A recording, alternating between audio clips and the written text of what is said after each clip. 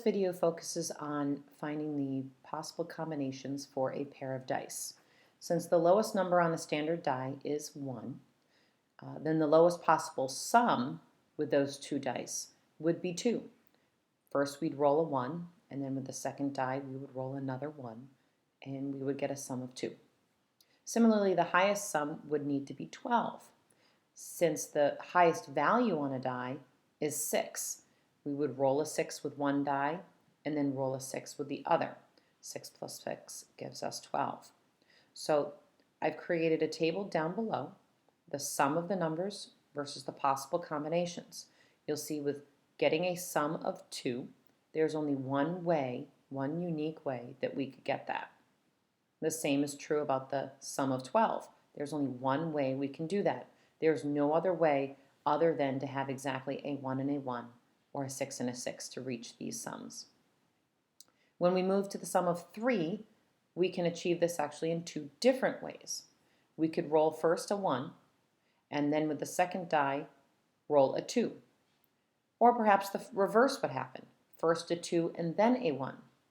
Both would sum to 3, and therefore we have two possible combinations. So again, I'd roll a 1 with the first die and then a 2 with the second. A 2 with the first or 1 with the second.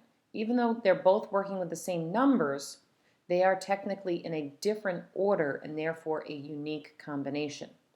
Both, of course, sum to 3. And you'll see that in the table here that with a sum of 3, there are two combinations. The same is true for the value of 11.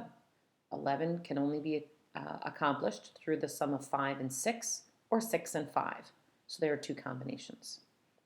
You can then go through and find all the possible combinations for the remaining sums, knowing that they have to fall between 2 and 12.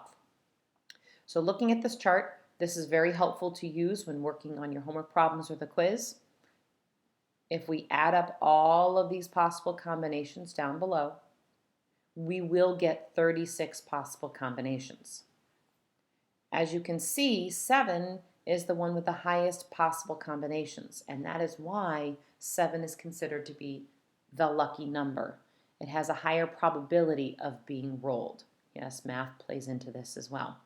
So down here you can see that 6 times 6 is 36. With each die there are 6 possible numbers. So we multiply the possible outcomes on each one together to get the total if both die are being used. There's a total of 36.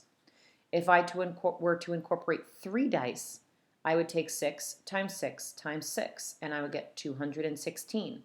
That's the total combinations. Obviously, you do not want to have to write all these out, but if you needed to, you could create a table following the same pattern. 4 dice would now become 6 times 6 times 6 times 6, which is 1,296.